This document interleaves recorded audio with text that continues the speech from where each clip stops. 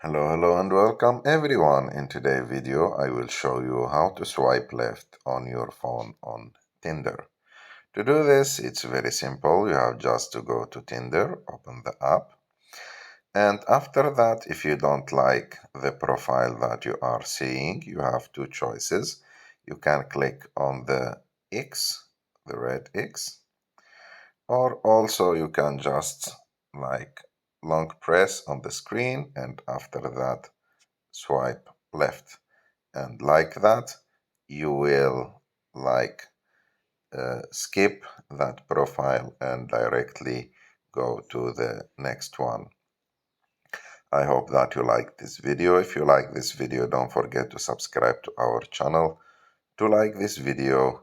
If you have any question, don't forget to put it in the comment section and I will be sure to answer all of your questions, and see you in the next video.